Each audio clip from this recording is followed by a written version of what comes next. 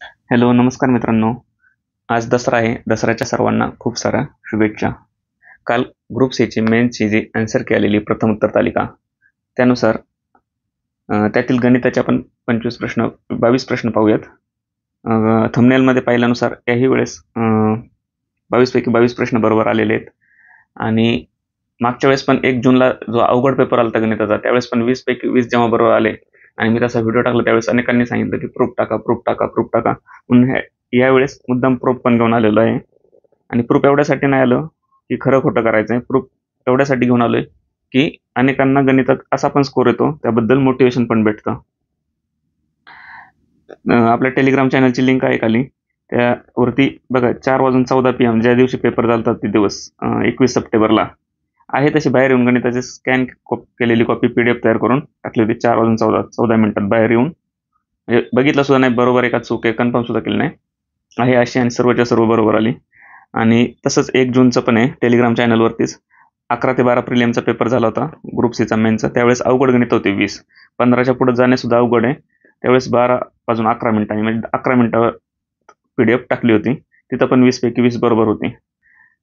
आणि आता हे काही दाखवायला आवश्यकता नाही, पण ठीक आहे, मोटिवेशन भेटत असलं तर गणितामुळं स्कोर कुठालच्या कुठं जातो. हे स्कोर कार्ड आहे डायरेक्ट. 62 कट ऑफ लागला होता प्रिलियमचा 1-2 फेब्रुवारीला झालते. त्याला हे 67.5 मार्क तेव्हाच येऊ शकतात जेव्हा गणितात एकदम चांगले मार्क येतात.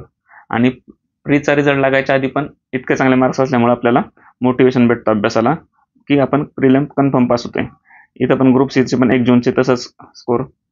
आणि हे त्याच्या आन्सरशीट टेलिग्रामला 14 ऑगस्टला हे सगळं शेअर केलेलं आहे. याचा उद्देश फक्त तुम्हाला मोटिवेशन भेटणं, दुसरं काही एक नाही आहे. आणि ह्या वर्षीचे स्कोर सगळे 2 फेब्रुवारीला गणितात 20 पैकी 20, 1 जूनला ग्रुप सीचे मेन्स जे अवघड म्हणत होते सगळेजण गणितात, तिथं पण 20 पैकी 20, 29 जूनला एक सिली मिस्टेक 19, आणि कालच्या पेपरला पण 22 पैकी 22. आणि आत्ता फक्त मी टेलिग्राम युट्यूब चॅनलवर आत्ता आलोय म्हणून हे 3-4 वर्षापासून जवळपास असे स्कोर राहिलेले आहेत गणितात.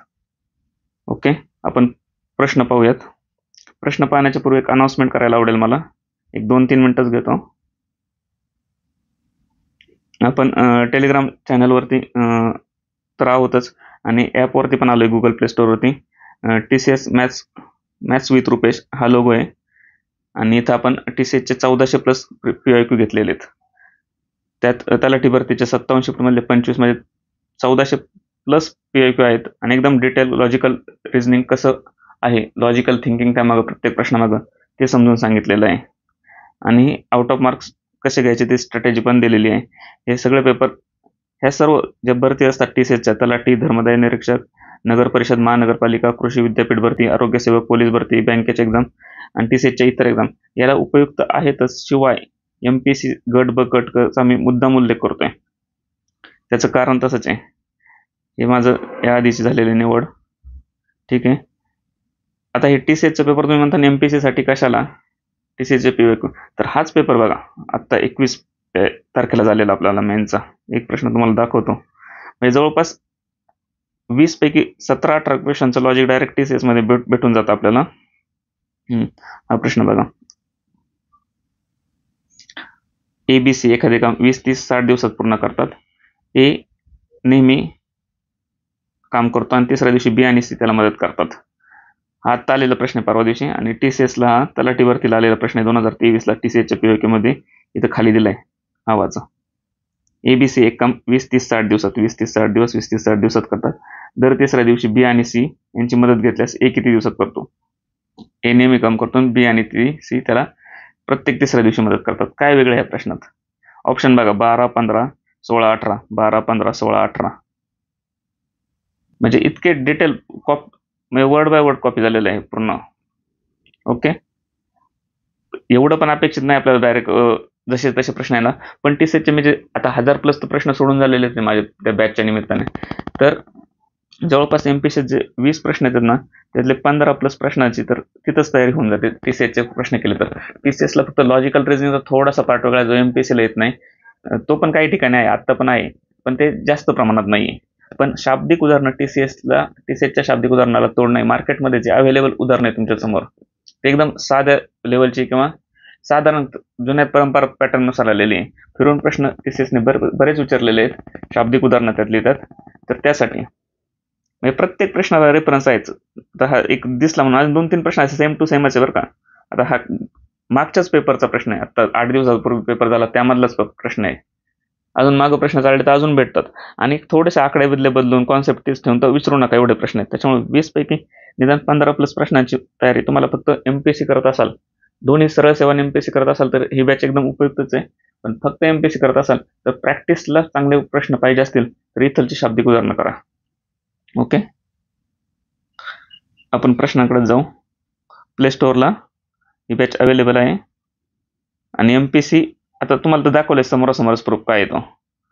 त्याच्यामुळे एमपीएससीच्या प्रश्नांची प्रॅक्टिस करायची असली तर त्या ठिकाणी जाऊन बिनधास्त करा. बघा, पहिला प्रश्न दिलेला आहे या ठिकाणी डी 16-256-2 काय दिसतंय. आता सरळ सरळ पाहिलं जे दिसतंय ते दिसतंय, मग याचा संबंध याच्याशी आहे. पण हे बघा 16चे 256 त्यात स्क्वेअर झाला, 2चा स्क्वेअर 4, इकडे 4 पाहिजे मध्ये. जे दिसतंय तसं डिझाईन करायची, पॅटर्न तयार करायचा. इथं 4 आहे, इथं 4 आहे, झालं. डी नंतर माग एक सोडला सी आणि बी आला. एच नंतर माग एक सोडला ABCDEF, जी सोडला ABCDEF आला, FGH. एफ इथं एफ आहे, इथं एफ आहे, म्हणजे F4 इथंच आहे. एन नंतर मागचा एम घेतलाय JKLMN.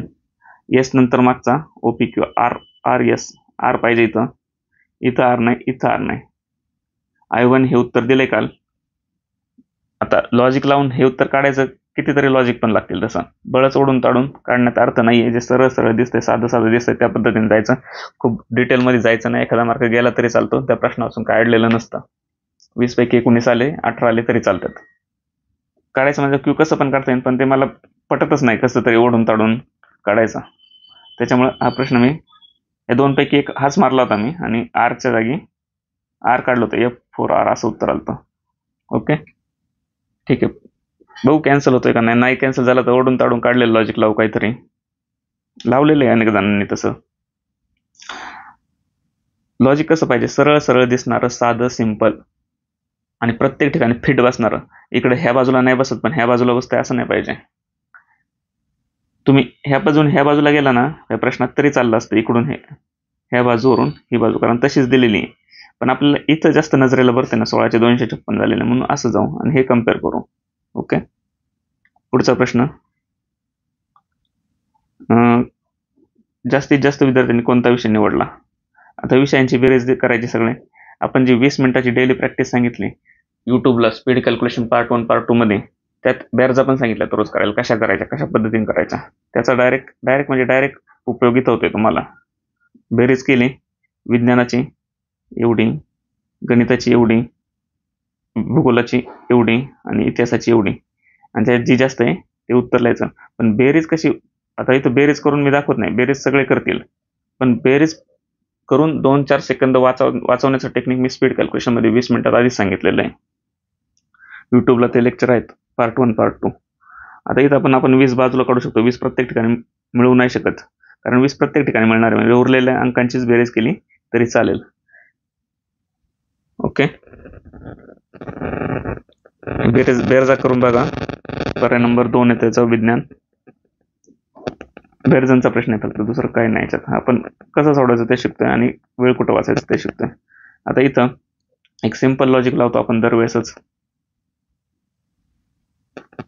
की डिफरन्स काढत राहतो. स्क्वेअर करून पण जमतंय, पण डिफरन्स आपलं नेहमीचं बेसिक लॉजिक. संख्या क्रमाने वाढतं ते डिफरन्स काढा. इथं 10चा डिफरन्स, इथं 18चा डिफरन्स, इथं 30, 40, 50, 26, इथं 30 आणि 4, 34चा डिफरन्स मध्ये काय पॅटर्न दिसतोय का? दिसतोय. 10, 18, 26, 34 क्रमाने वाढतात. किती वाढतात? इथं 8 ने वाढली, इथं 8 ने वाढली, 26 आणि 8 34, मग 34 आणि 8 42, आणि 90 अधिक 42, 2, 9, 4, 13. Option number 4. स्क्वेअरचं लॉजिक मी मुद्दाम लावलं नाही, कारण आपलं बेसिक लॉजिक तर डिफरन्सच आहे, आणि स्क्वेअर एकदम जवळ नाही. आता 56, 64 लांब आहे, 81, 90 लांब आहे, लागतंय ते पण लॉजिक, पण ते तितकंच नजरेला लगेच भरून दिसत नाही. पुढचा प्रश्न 4. श्याम हा रामपेक्षा उंच आहे. श्याम रामपेक्षा उंच आहे. राम हा अमीरपेक्षा उंच आहे, राम हा अमीरपेक्षा उंच आहे. वरती लिहिलेत म्हणजे हे उंच आहेत असे इकडं. सुधीर हा शिशिरपेक्षा उंच आहे. तिथे सुधीर पण नाही, शिशिर नाही, म्हणून तात्पुरता आपण बाजूला लिहिलं इकडं. सुधीर हा कुणापेक्षा? शिशिरपेक्षा उंच आहे. शिशिर हा रामपेक्षा उंच आहे आणि शिशिर हा कुणापेक्षा उंच आहे? रामपेक्षा. म्हणजे रामपेक्षाच उंच आहे शिशिर पण. शिशिर आला इकडे रोलमध्ये, शिशिर बरोबर सुधीर पण आला, तो जो की त्याच्यापेक्षा शिशिरपेक्षा उंच आहे, म्हणजे सुधीर पण इकडे आला. आता रामपेक्षा हा पण उंच आहे श्याम, आणि रामपेक्षा हे पण उंच आहे, म्हणजे तिघं पण हे रामपेक्षा उंच आहेत. पण तिघात कोण कुठे हे नक्की सांगू शकत नाही. फक्त शिशिरपेक्षा सुधीर वरती, श्याम लगेच खाली असेल, मध्ये असेल किंवा अजून वरती असेल ते सांगू शकत नाही आपण. त्याच्यामुळं ही एक आणि ही एक अशी पॅरल कंडिशन बनवली. तर सर्वात कमी उंच कोण? सर्वात कमी उंच कोण? खाली राहिला आमिर. पर्याय नंबर 3. पुढचा प्रश्न 5वा. हे पण प्रश्न बघितले तर आता जे असतं ना गोलातली संख्या किंवा एक भरीव दिसणारी, आपल्याला पटकन नजरेला दिसणारी ती संख्या, आणि ज्या बाजूच्या असतात त्यांच्यात काहीतरी प्रोसेस झालेली असते, मधली संख्या काढलेली असते. आता हे बघितलं 196, 169, 256, तर हे स्क्वेअर दिसत आहे. आता काय बाकीच्या ज्या संख्या आहेत त्याच्यात काय करून तर स्क्वेअर येऊ शकतो हे बघू आपण. 3 आणि 2 4 5, 5 आणि 4 9, 9 आणि 5 14, 14 बेरीज झाली सगळ्यांची, त्याचा वर्ग केला 196 आला. 5 आणि 1 6 आणि 3 9 4 13, 13चा वर्ग केला 169 आला. 3 5 आणि 3 8, 8 आणि 3 11, 11 आणि 5 16, 16 आणि 16 256. मग तसा स्क्वेअर काढू इथं पण. 7 आणि 7 13, 13 आणि 3 16, 16 आणि 5 21, 21चा स्क्वेअर किती? 441. पर्याय नंबर 4. समजलं? पुढचा प्रश्न 6वा. एक रक्कम ABC यांना अनुक्रमे कशी वाटायची होती? 2 3 4. म्हणजे आता इथं A ला 2, B ला 3 आणि C ला 4. हे टोटल 4 आणि 3 7, 4 आणि 3 7 8 9, 9 रुपये होते. ते असे वाटायचे होते. A ला 2, B ला 3 आणि C ला 4 वितरित करायची होती. परंतु काय झालं, ती चुकीने कशी केली? 7 2 5 केली. हे चुकलेलं आपण रेड मध्ये लिहू आता. A ला 7 रुपये दिले, B ला 2 रुपये दिले आणि C ला 5 रुपये दिले. पण इथं टोटल रुपये किती झाले? 7 आणि 2 9, 9 आणि 5 14 रुपये झाले. आणि इथं आपले 9 रुपये टोटल होती. म्हणजे ही सेम करावं लागेल ना टोटल, तेव्हा आपण त्यांचं प्रमाण रेशो सारखा ठरू शकतो. याचा परिणाम म्हणून B ला 30,000 कमी मिळाले. आता लगेच घ्यायचं की B ला 30,000 कमी मिळाले, मग B ला इथं 3 रुपये भेटलेत आणि B ला इथं 2 रुपये भेटलेत आणि परत एकाला 30,000. तर टोटल आपली रक्कम किती? टोटल रक्कम इथं 14 निघते, इकडे 9 निघते, वेगवेगळी रक्कम आहे. म्हणून टोटल रक्कम जी इथं 14 मानलेली आपण, जी वितरित केली चुकीने, आणि जे ऍक्च्युअल पाहिजे करायची होती ती 9 रुपये, ही तर सेम पाहिजे ना. मग ती जर सेम झाली तर आपल्याला बीचा एक्झॅक्ट वाटा कळन दोन्ही ठिकाणी. आता 14 आणि 9चा लसावी किती आला? 14 9 126. म्हणजे इथं आपण आता 14 ने गुणू शकतो, बरोबर, तेव्हा 126 आले. मग हे 2 3 4 रुपये म्हणजे 126 रुपये थोडक्यात वाटलेत त्यांच्यात. ते कसे वाटले? 2 3 4, म्हणजे प्रत्येकाला किती वाटले?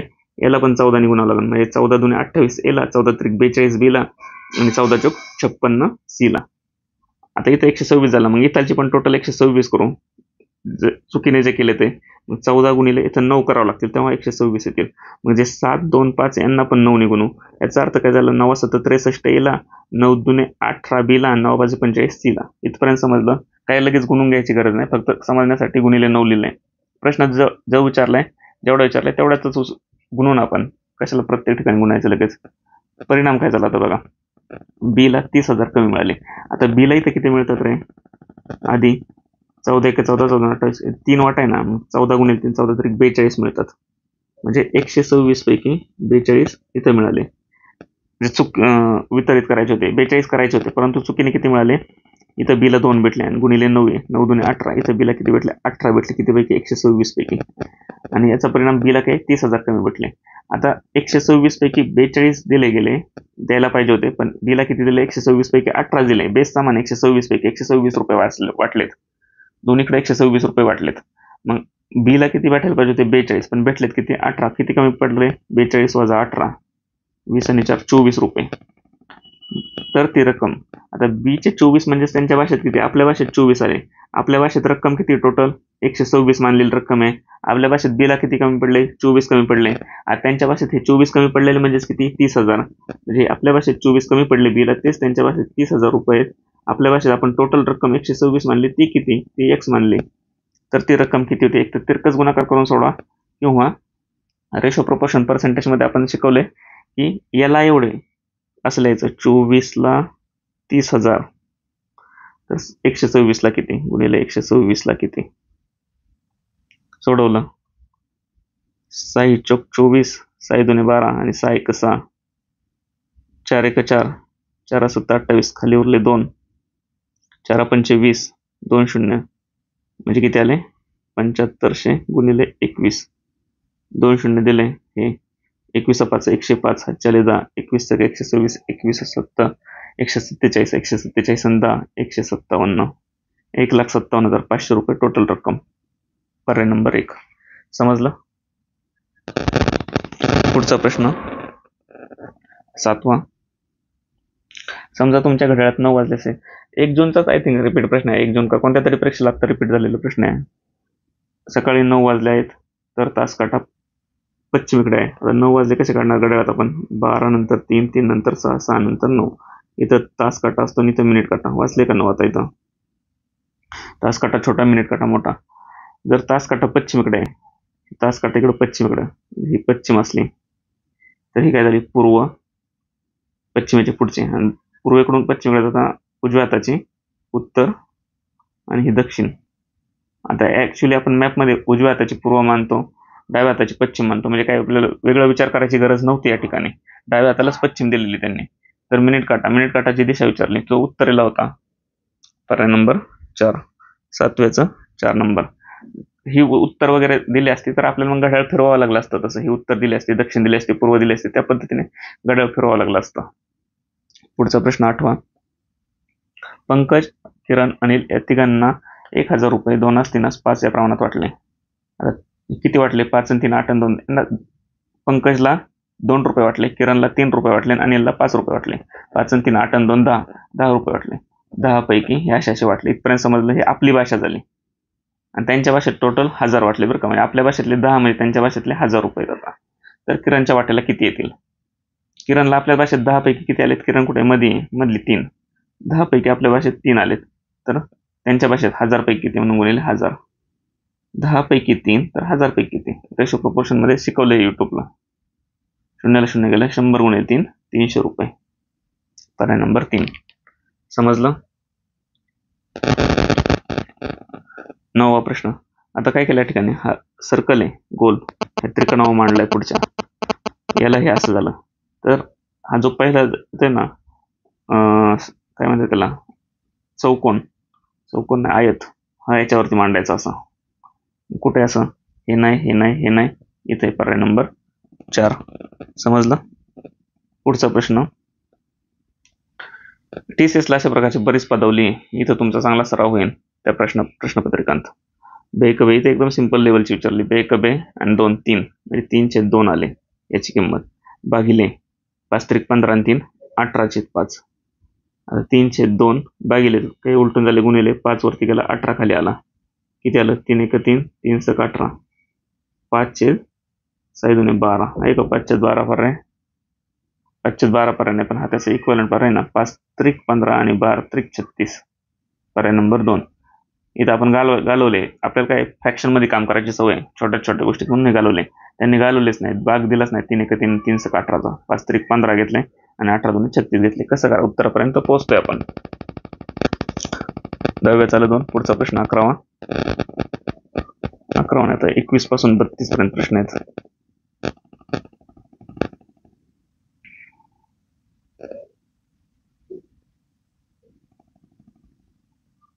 हे बघितलं TCSचा जसाची तसा प्रश्न. लय माग नाही गेलो, तुम्हाला लय माग नेलं नाही. तर 23च्या तलाठी भरती आणि आता 8 दिवसापूर्वी झालेला पेपर. त्याच्यामुळे तुम्हाला प्रॅक्टिस करायची असली तर ती बॅच नक्की जॉईन करा. चांगले क्वालिटी क्वेश्चन भेटतील तुम्हाला. याच्यापेक्षा पण चांगले टफ क्वेश्चन आहे. आणि हे प्रश्नांची प्रॅक्टिस केली TCSच्या तर MPSCचे प्रश्न जरा खालच्या लेवलचे वाटतात आणि आपल्याला तिथं जास्तीत जास्त स्कोर होतो. कमीत कमी वेळात जास्तीत जास्त मार्क मिळू शकतात. हे TCHचा प्रश्न इकडे दिलाय, हा प्रश्न इकडे दिलाय. आता तिथं मी काय शिकवलं, distance is equal to speed into time घेतो. डिस्टन्स म्हणजे काय असतं माझ्या भाषेत, टोटल वर्क असतं जे की करायचे. स्पीड म्हणजे त्याची इफिशियन्सी असते, एका दिवसात एका तासात किती काम करू शकतो, एका मिनिटात किती काम करू शकतो, किंवा किती लिटर टाकी भरू शकतो, इफिशियन्सी असते माझ्या भाषेत. तर तुम्हाला समजून सांगताना लिहितो इथं, distance is equal to speed into time. आणि टाइम म्हणजे किती काळ वर्क केलंय, टी म्हणजे किती वेळ. आता 5 दिवस काम केलं, दररोज 3चा स्पीड आहे, तर 5 त्रिक 15 काम झालं टोटल. असं असं त्याचा अर्थ. म्हणून हे फॉर्म्युला लिहितो मी असा. आणि फॉर्म्युला लिहिल्यानंतर पटकन किमती टाकत राहतो फक्त. तुम्हाला माहिती होण्यासाठी तो वर्क, इफिशियन्सी, टाइम असं लिहिलंय. फक्त distance is equal to speed into time टाकला तरी चालतं. आता ABC 3 दिलेत, ABC किती दिवस लागतात, 20, 60, 30 आणि 60 दिवस. मग एच्या पुढं एला 20 दिवस लागतात, टीच्या खाली इथं 20 दिवस झाले, एच्या पुढं आणि टीच्या खाली. आता बीला किती, 30 दिवस लागतात, बीच्या पुढं आणि टीच्या खाली 30 दिवस. सीला 60 दिवस लागतात, सीच्या पुढं टीच्या खाली 60 दिवस. ओके. आता टोटल काम ह्या 3 पट्टीत पाहिजे. 3 पट्टीतली संख्या कोणती आहे, जनरली त्याचा काय घ्यायचा असतो, लसावी घ्यायचा असतो, किंवा मोठ्या संख्येला बाकीच्या संख्येने भाग जातोय का बघायचा. नसला जात तर मोठ्या संख्येचा पाडा म्हणायचा, आणि पाड्यात येणार प्रत्येक संख्येला भाग जातोय का बघायचा, किंवा फॅक्टर काढून पण तुम्ही लसावी काढू शकता. आता इथं 60 घेतलं, 60ला 30 जातोय आणि 20 जातोय, म्हणजे टोटल वर्क आपलं डिस्टन्स काय आता, हे टोटल वर्क म्हणजे डिस्टन्स 60 मानलं. हे सगळ्यांसाठी सेमच असतं. तर हे 60 काम संपवायला एला 20 दिवस लागतात. तर दररोज किती दिवस दररोज एका दिवसात तो किती संपवणार, 3 संपवणार, 20 त्रिक 60, बरोबर. Distance is equal to speed into time. 20 दिवस चालणार, दररोज 3 संपवणार, आज 3, उद्या 3, असं दिवस 20 दिवस, म्हणजे 3 गुणिले 20 म्हणजे 20 त्रिक 60. याला 30 दिवस लागतात 60 काम संपवायचे. आज किती संपवणार, उद्या किती संपवणार, असं 30 दिवस संपणार आहे. म्हणजे 30 दुने 60, रोज 2 संपवणार, आणि हा 60 एक 60, रोज 1 संपवणार. इथपर्यंत कळालं. आता पुढं काय म्हणलंय, ए नेहमी काम करतो आणि प्रत्येक तिसऱ्या दिवशी बी आणि सी मदत करतो. ए नेहमी काम करतो, पहिला दिवस, दुसरा दिवस, तिसरा दिवस. ए काम करतो. एचं कितीचा स्पीड आहे दररोजचा, 3चा स्पीड आहे. म्हणजे एने इथे डेज लिहितो वरती मी, डेज, आणि इथं वर्क लिहितो. एने इथं 3 काम संपवलं, इथं 3 संपवलं, इथं 3 संपवलं, इथपर्यंत कळालं. आणि तिसरा दिवस आला की, हा थर्ड दिवस आला की काय करतो, बी आणि सी त्याला मदत करायला येतात. बी आणि सी मिळून किती, बीची 2ची इफिशियन्सी म्हणजे 2 काम करतो बी एका दिवसाला, आणि सी 1 काम करतो, म्हणजे 2 आणि 3, असं 3 काम त्यांना तिसऱ्या दिवशी जास्तीचं भेटतं त्याला. मग 3 दिवस अखेर ते किती काम केलेलं असेल त्यांनी, यांनी थोडक्यात 3 त्रिक 9, त्याचं स्वतःच 9, 3 आणि 3 6 आणि 3 9, प्लस यांनी 3ची मदत केली, म्हणजे 9 आणि 3 12. हे 12 काम त्यांनी 3 दिवसात संपवलेलं असतं. तर त्याला किती दिवस लागतील, आता 12 काम 3 दिवसात संपवतो तो. तर टोटल 60 काम संपवायचे. मग 60 भागिले 12 घेतलं तर 12 पंचे 60 आलं. हे 12 काय, हा 3 दिवसाचा एक स्लॉट म्हणजे 12 आहे. असे त्याला किती स्लॉट लागतील, 60 भागिले 3, एका स्लॉटमध्ये तो 12 काम करतोय, 3 त्रिक 9 आणि दोघांच्या मदतीचं 3, असं 12 काम. म्हणजे 60 काम संपवायला असे स्लॉट किती लागतील, एका स्लॉटमध्ये 12 संपवते, म्हणजे 12 पंचे 5 स्लॉट लागतील. असे 5 स्लॉट केले, 1 2 3 4 5, पण एका स्लॉटमध्ये 3 दिवस आहे. मग टोटल दिवस किती लागले, हे 3 हे 3 हे 3 हे 3 हे 3, असे 5 त्रिक 15 दिवस. पर्याय नंबर 2 इकडं पण पर्याय सुद्धा सेम आहे TCHचे. हे अजून काय पाहिजे, हे पाहिजेच नाही असं नकोच आपल्याला ह्या टाईपचं, किंवा हे प्रश्न सोडवल्यानंतर त्याच्या मागचं जे विचाराची प्रक्रिया आहे ती पाहिजे आपल्याला. ओके, पुढचा प्रश्न पाहू. 22. परिमेय संख्या कोणती, परिमेय, अपरिमेय, काय बरेच जण विसरलेले असतात, मी पण विसरलो होतो, पण एवढं माहित होतं, परिमेय संख्या आहे ना पूर्ण असते, त्याच्या पुढे पॉईंट येत नाही. आता पाय घेतला ना, 3 पॉईंट लहानपणी शिकले, 14 28 काहीतरी बरंच असतं, थांबतच नाही ते शेवटपर्यंत. अशा असतात अपरिमेय संख्या. परिमेय संख्या पूर्ण झालेली पाहिजे. आता पूर्ण झालेले कोणते, √5 पूर्ण स्क्वेअर रूट नाही, काहीतरी पॉईंट मध्येच येत राहणार. इथं पण जर याला 5 प्लस √3 खाली गुणलं आणि वरती पण गुणलं, तर ते काहीतरी 2 ABच्या भाषेत, म्हणजे 2 गुणिले 5 गुणिले √3, म्हणजे 5 दुने 10 √3 येणार. रूट काही जाणार नाही शेवटपर्यंत. पण याचा स्क्वेअर केला तर याचा स्क्वेअर काय, A प्लस बीचा स्क्वेअर मानला आपण, तर A² plus B² plus 2AB आहे ना. हा A मानला, हा B मानला.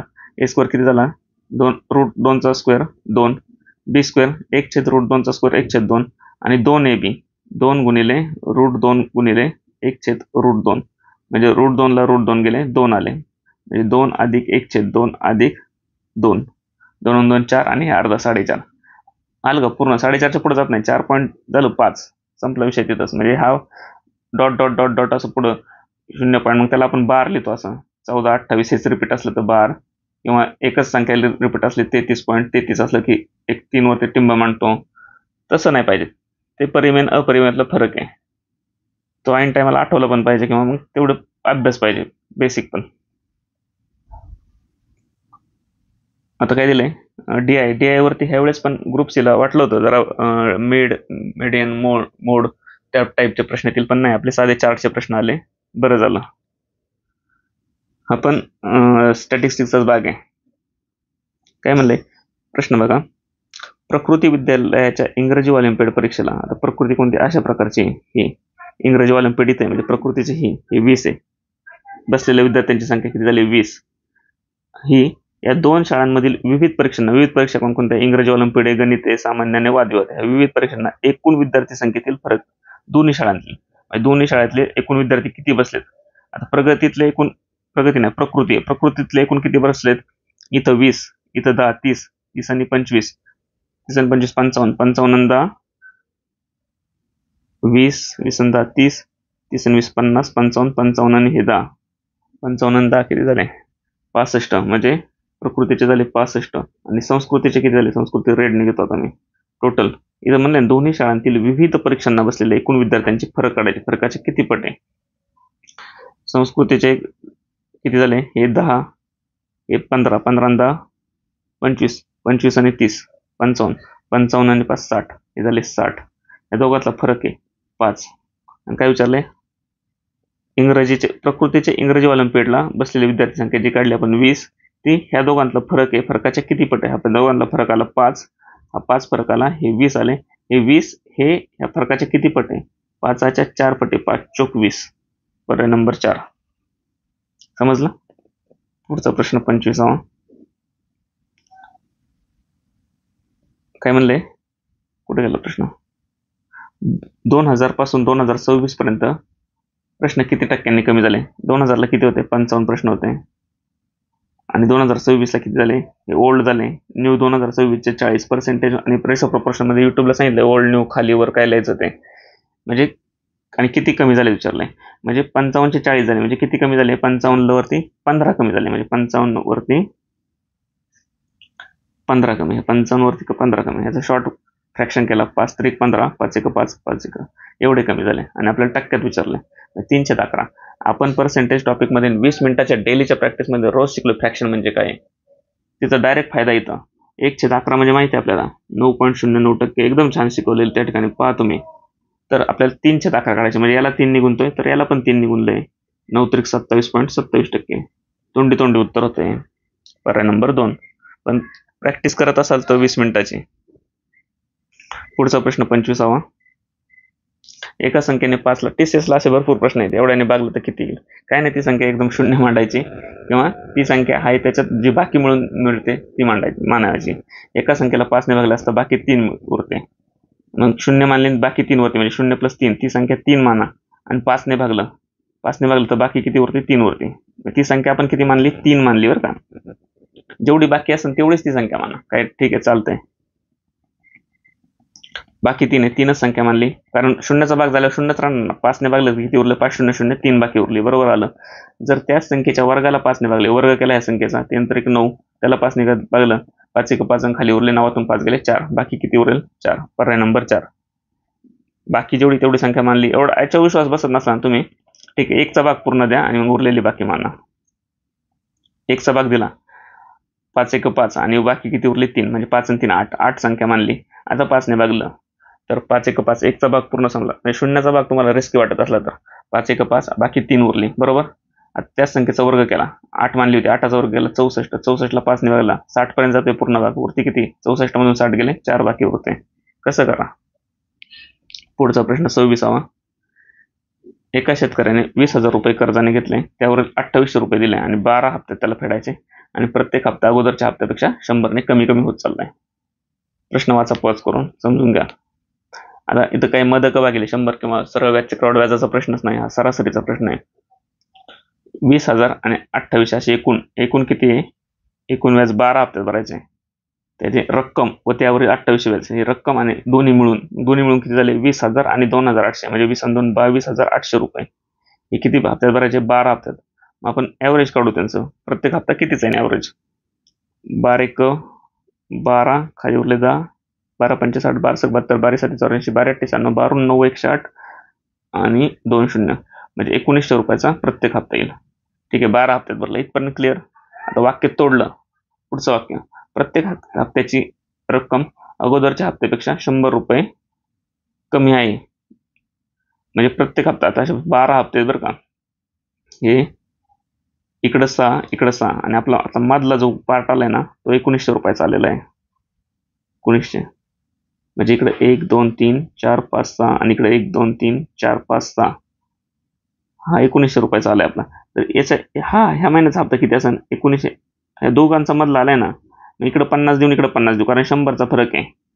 मग इकडे 50 दिला तर हा किती झाला आधीचा जास्तीचा 1950 झाला आणि इकडं 1850 झाला. असे 100 कमी होत जाणार आहे आणि इकडे 100 वाढत जाणार आहे इकडे कमी होत जाणार आहे. आधी जास्त हप्ता होता नंतर कमी होत गेलाय 100 रुपयांनी कमी आहे प्रत्येक दुसरा हप्ता. तर आपल्याला विचारलं पहिला हप्ता किती. आता हा किती म्हणला 1950 हा किती झाला 100 वाढवले 2050 इथे 100 वाढवले 2150 2250 2350 आणि 2450 आलं 2450 रुपये. पर्याय नंबर 1 26 रुपये नंबर. ओके समजलं ना.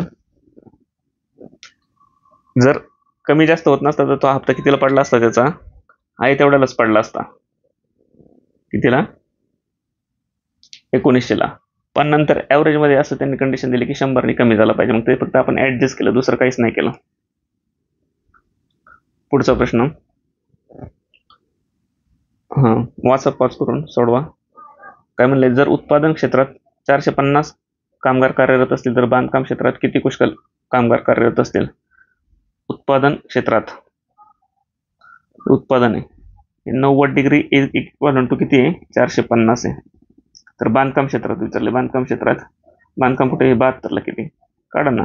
असं काढलं तरी चालेल 90ला 450 तर 72ला किती किंवा आपल्या भाषेत एवढ्याला एवढे 90ला ओल्ड खाली घ्यायचे नवीन ओल्ड खाली घ्यायचे 90ला 450 असं म्हणायचं. तर कितीला काढायचे 72ला किती सोडवलं 18 चौक 72 18 पंचे 90 5 1 5 5 9 45 0 9 चौक 36 आणि 1 0 360. पर्याय नंबर 1. समजलं. टोटल कामगार काढायची गरज होती का नव्हती काढायची. ओके पुढचा प्रश्न 28वा. काय म्हणलंय आहेत म्हणजे डॉक्टर आहेत हे डॉक्टर झाले. त्रिकोण म्हणजे गायक आहेत हे गायक झाले. वर्तुळ म्हणजे कलाकार आहे हे कलाकार झाले. आणि चौकोन खेळाडू आहेत हे खेळाडू झाले. तर काय म्हणलं आपला प्रश्न गायक किंवा खेळाडू नाहीत परंतु कलाकार डॉक्टर आहेत. गायक किंवा खेळाडू नाही. गायक कोण आहे हे त्रिकोणवाले गेले हे नाही घ्यायचे नाहीत म्हणलंय. आणि खेळाडू पण नाही. खेळाडू कोण हे चौकोनवाले हे पण गेले हे नको आहेत आपल्याला.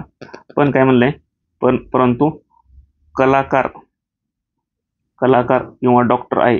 कलाकार कोणतं हे 3 आणि डॉक्टर आणि म्हणले म्हणजे दोन्ही पाहिजे डॉक्टर. म्हणजे चौकोनात आणि वर्तुळात असणारा कोणता आहे इथं 12च येते. 3 फक्त वर्तुळात आहे 9 फक्त चौकोनात आहे म्हणजे हा 12. पर्याय नंबर 4. समजलं. पुढचा प्रश्न धातूच्या तीन भरीव घनांना वितळून एक मोठा भरीव घन करण्यात आला. 3 घनांच्या बाजूंची लांबी किती होती अशी 3 घन होते समजा.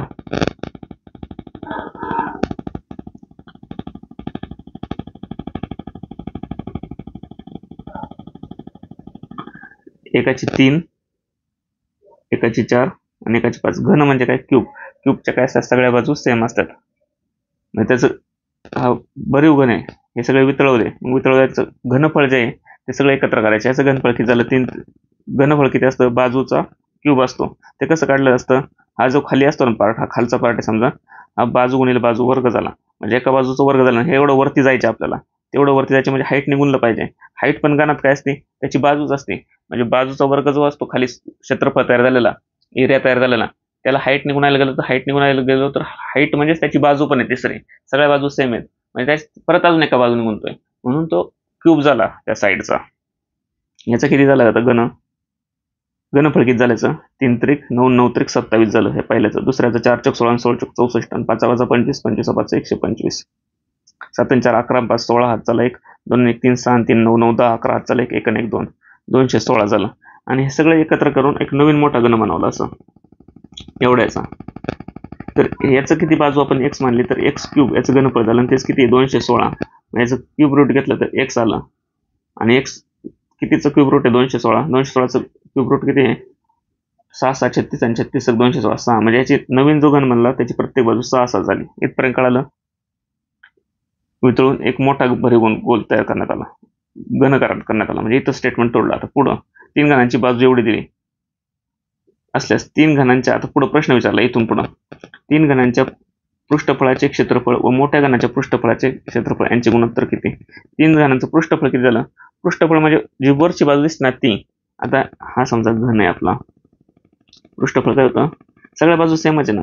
म्हणजे हे इकडचं एरिया काढायला गेलो तर आपण काय करणार आहे, हे ए बाजू समजा बाजूचा वर्ग करणार आहे.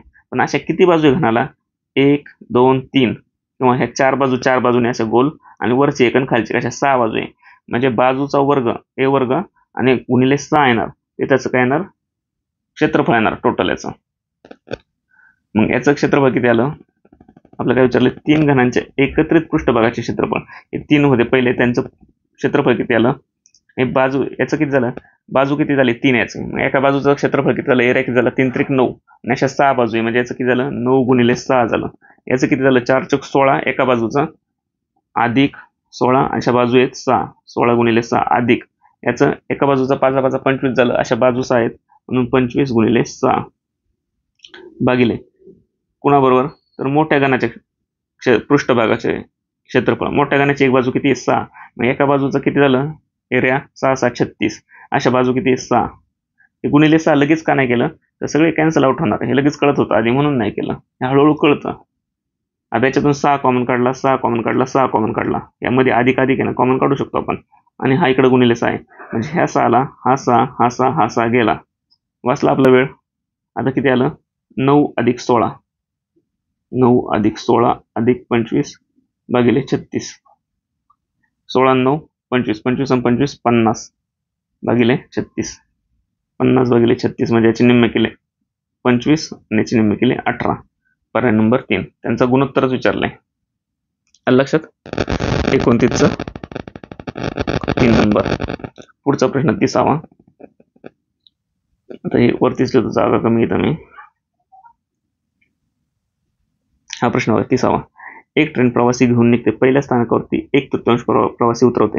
आता इथून निघाली प्रवासींची संख्या समजा x आहे, पूर्ण प्रवासी x आहे. पहिलं स्टेशन आलं इथं, x प्रवासी आले इथून 1/3 उतरवले. x मधून किती गेले 1/3x गेले. किती राहिले छेद समान केला 3. इथं छेद 1 आहे, एकाला 3 निघून ते म्हणजे x ला पण 3 निघूनणार 3x वजा 3 ला 1 निघून ते म्हणजे x, म्हणजे 3x मधून x गेले 2x छेद 3. आलं लक्षात. किंवा तोंडी सुद्धा आहे 1/3 1/3 उतरले राहणार किती शिल्लक 2/3 2/3. पहिल्या स्थानकावर 1/3 प्रवासी उतरवले म्हणजे शिल्लक किती राहिले 2/3 2/3 म्हणजे 2/3 x एवढे शिल्लक राहिले. इथपर्यंत कळालं. आणि 280 अधिक घेते. आता इथं 280 परत चढले, पहिल्या स्थानकावर एवढी संख्या झाली. आता पुढे जायला आता दुसऱ्या स्थानकावर आले, इथून आले ते दुसऱ्या स्टेशनवरती.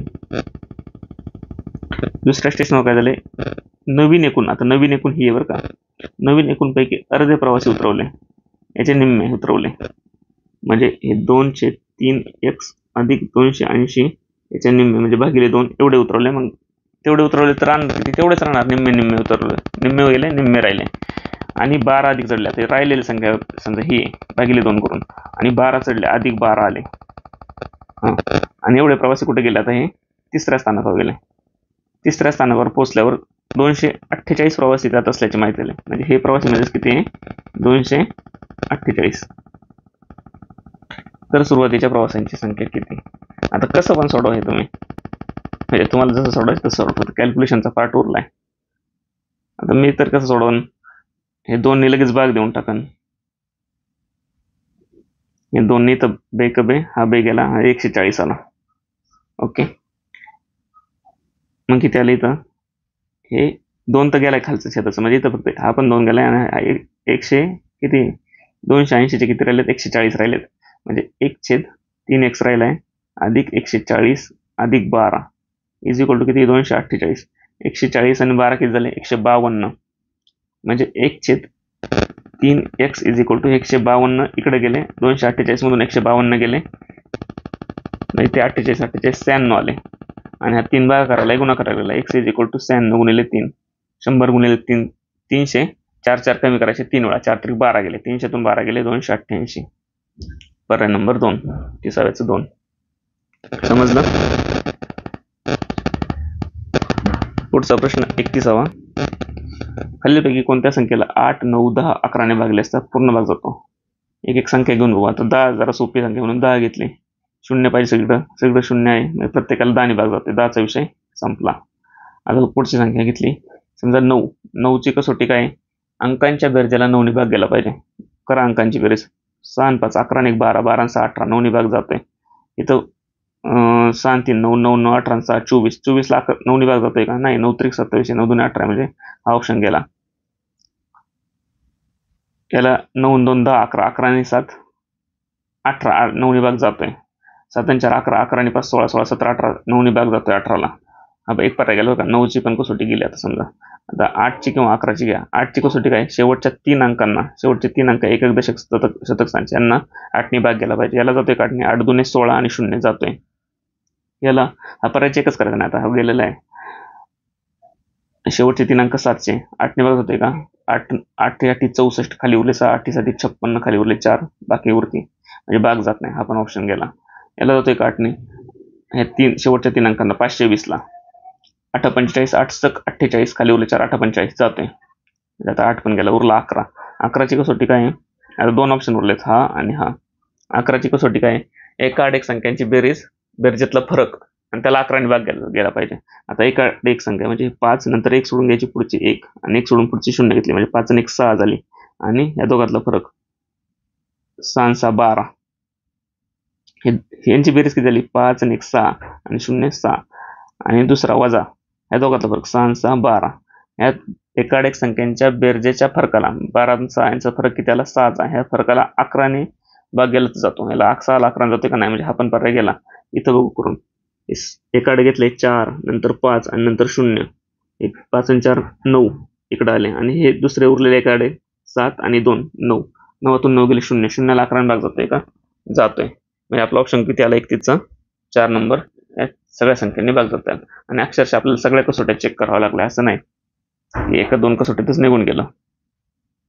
शेवटचा प्रश्न 32वा. काय म्हणलंय? असे पण TCL ला भरपूर प्रश्न आहे बरं का. याचं बेसिक रूल काय असतं? बेस असला एचा एम घात गुणिले एचा एन घात असला, बेस समान असला गुणाकार असले तर घातांकाची काय होते? एम प्लस एन बेरीज होते. आणि बेस समान एचा एम घात भागिले एचा एन घात, बेस समान ए दोन्हीकडे पण, आणि त्यांचा भागाकार आहे, तर घातांकाची म्हणजे पॉवरची काय होती? वजाबाकी होते, एचा एम मायनस एन घात. याच्यावरती हा गणित आहे, दुसरं काहीच नाही. बेस समान असताना घातांकाची बेरीज होते, आणि बेस समान असताना भागाकार असला तर घातांकाची वजाबाकी होते. सोडू. आता एम ची किंमत 2 दिली, इथं 2 टाकले आणि इथं 2 टाकले, किती आले? -4. एम 2 टाकला -4 घात, बरोबर. इथपर्यंत आलो. भागिले 8. एम ची किंमत 2 टाकले, 8 गुणिले 2 कंस पूर्ण, आणि त्याचा वजा तिसरा घात. सोडवलंय. 4 दुने किती झालं? कंस सोडवला आधी. 4 दुने 8, वजा 8 चा किती? वजा 4, आणि 8 दुने 16, 16चा वजा 3. आता आपण पॉवर मध्ये लगेच ऍडजस्ट करू शकतो का? नाही करू शकत. बेसच समान नाही आपला. इथं 8 आहे आणि इथं 16 आहे. बेस समान करायला आपण करू शकतो ना. आता 8 कशाचा तरी 2चा काय क्यूब आहे हा, आणि 16 काय 2चा चौथा घात आहे. मग वजा 8 म्हणजे कितीचा क्यूब आहे? वजा 8 म्हणजे वजा 2चा क्यूब आहे. 2 दुने 4 आणि 4 दुने 8 वजा आलं. म्हणजे आपण वजा 8च्या जागी वजा 8च्या जागी आपण वजा 2चा क्यूब असं लिहू शकतो पूर्ण. या जागी वजा 2चा क्यूब लागला. 2 दुने 4 आणि 4 दुने 8. समजलं? आणि याचा काय आहे किती, वजा चौथा घात आहे, वजा चौथा भागिले 16 किती आहे, 2चा घन 8 आणि 8 दुणे 16 म्हणजे 2चा चौथा घात. मग 16च्या जागी काय लिहू शकतो आपण, 2चा चौथा घात, हे झाले 16 आपले, 2 दुणे 4, 4 दुणे 8, 8 दुणे 16 आणि त्याचा वजा तिसरा घात झाले. इथपर्यंत आलो. आता दुसरा एक परत नियम आहे, तसं आधी सांगितलं तसाच, a चा m घात आणि त्याचा n घात असला तर a चा काय होतो mn. लक्षात, a चा m घात आणि याचा n घात असला तर a चा mn होतो. पण इथं कंस पाहिजे बरं का. जर a चा mn असा असला ना, आपल्याला वरून खाली यावं लागतं, आधी m चा n करावा लागतो आणि नंतर ते होमवर्क म्हणून बघा तुम्ही कसं आहे नक्की. पण मग आता याच्यात काय होणार, यांचा गुणाकार होणार 4चा आणि 3चा, म्हणजे -2 हा तसाच आणि 4 त्रिक 12 आणि मायनस साईन त्याला -12 आलं भागिले हे 4 आणि 3चा, 4 त्रिक 12, 2चा 4 त्रिक 12 आणि वजा 12 असं आलं. आता आपण भागाकार शिकलोय, भागाकार बेस समान झाला 2 2, हे वजा 2 2 असं वेगळा म्हणता ना तुम्ही, तर याला आपण परत करू शकतो. वजा 12ला आपण असं पण करू शकतो ना, वजा 2ला वजा 1 गुणिले 2 आणि याचा 12वा घात. तुम्हाला जर लईच वाटत असेल बेस समान नाही त्याला, आणि खाली भागिले 2चा वजा 12वा घात. याचाच अर्थ काय, वजा 1चा पण आता परत इथं अजून एक आलं, n चा समजा p पॉवर असला तर याचाच काय करतो, m ला पण p पॉवर देतो आणि n ला पण p पॉवर देतो, म्हणजे वजा 1 ला पण 12 घात देणार आपण आणि तो गुणिले हा वजा, हे नुसते 2 आहे, 2 ला पण 12 पॉवर देणार आपण भागिले 2 ला वजा 12, हे वजा 12 आहे बरं का, इथं वजा 12 झालं. आता 1 चा वजा 12 घात, समसंख्या घात असलं मायनस मायनसच्या साईन निघून जाणार ना 2 वेळा मायनस आल्यावर, म्हणजे 1 चा वजा 12च्या घाताची हे सम आहे पॉवर, म्हणून ह्याची किंमत किती आली, 1च आली. आता उरलं काय आपलं फक्त 2 चा वजा 12 भागिले 2 चा वजा 12, याला बघलं तर 1च आलं. किंवा मग वरती ना, हा 2 चा वजा 12 भागिले, मग वरती गेला गुणिले झाला आणि वरती जाताना आपण मायनस तर काय होतो, प्लस होतो ना, 2 चा 12 म्हणजे 12तून 12 गेले 0, 2चा 0 घात म्हणजे किती 1. किंवा ही सेम संख्या आहे, दोन्ही सेम संख्या आहे, 2 चा वजा 12 आणि 2 चा 12 घात सेम संख्यांचा किती येणार, 1च येणार ना. आणि इकडं 1चा वजा 1 चा 12 घात 1 म्हणजे 1 गुणिले 1 1च झाला. पर्याय नंबर 2, 32चा 2 नंबर. ठीक आहे, सगळे प्रश्न पाहिले आपण. तर तुम्हाला सांगतो TCH चे कोणकोणते रिलेटेड प्रश्न, असे TCH चे भरपूर प्रश्न सापडतील तुम्हाला TCH च्या याच्यात. हे ठीक आहे, कॉमन आहे, हे असे भरपूर प्रश्न सापडतील. विधानं, काय म्हणतात शाब्दिक उदाहरणं, हे येत नाही, मेन्शुरेशन वगैरे जास्त येत नाही तिकडं, हे भरपूर उदाहरणं आहेत. हे नाही असे DI, हे भरपूर उदाहरणं आहे, सरळ व्याज चक्रवाढ व्याज सरासरी, भरपूर म्हणजे अनलिमिटेड. हा प्रश्न जशाच्या तसा, हा पण प्रश्न जसाच्या तसा असेल, मला फक्त शोधावं लागेल. DI नाही, हे पण भरपूर प्रश्न आहेत असे, हे तर विचारू नका, तर रिपीट झालेलं जसाची तसा रिपीट आहे, या टाईपचे तर भरपूर आहेत. याला पुढचे 10 प्रश्न उरलेले, हे भरपूर आहे, हे एकदम सिंपल दिलेलं आहे, TCS ने जरा कॉम्प्लिकेटेड करून दिलेलं आहे, त्याच्यामुळे ती प्रॅक्टिस केल्यावर एकदम कमी वेळात होईल. हे डायग्राम नाही, हे असे भरपूर आहेत, रेशो प्रोपोर्शनचे, दिशाचे पण आहेत, हे रेशो प्रोपोर्शन वरती आलेलं परत, हे पण भरपूर आहेत. नंतर हे पण आहेत TCS ला, हे पण आहेत लॉजिकल रिझनिंग मध्ये, सिरीज पण भरपूर आहेत, हे असं नाही. आणि हा प्रश्नाचा पॅटर्नच आहे भरपूर मोठ्या प्रमाणात. तर बघा, चांगल्या पद्धतीने चांगल्या गणितांची प्रॅक्टिस करायची असेल, जर दोन्ही परीक्षा देत असला सरळ सेवा आणि MPSC, तर हे बॅच घ्या, इथून चांगली प्रॅक्टिस करा. नुसतं इथं POQ दिले नाही तर त्या POQ ला कसं अप्रोच करायचं, कसं पुढे जायचं, त्याच्या मागची थिअरी काय प्रत्येक टॉपिकची, म्हणजे लिटरली इथं थिअरीची बॅच नाही तर पण थिअरी पण कुठं कुठं तुम्हाला शिकवली जाते त्या प्रश्नात किंवा इतर ठिकाणी, त्याच्यामुळे ते परफेक्ट होऊन जाणार आहे तुमचं. दोन्ही परीक्षा करत असलं तर घ्याच, नुसती सरळ करत असलं घ्यात, आणि MPSC करत असलं तर तुम्हाला चांगली प्रश्नपत्रिका बाहेर भेटत नसतील तर ह्या TCH च्या सोडवा, आणि घ्यायचे असेल तर घ्या, घेतलं तर फायदाच होईल. स्मार्ट दृष्टिकोन बॅच आहे, ॲप खाली डिस्क्रिप्शन मध्ये ॲपची लिंक देतो. या ठिकाणी थांबूयात आपण. पाहिल्याबद्दल थँक्स.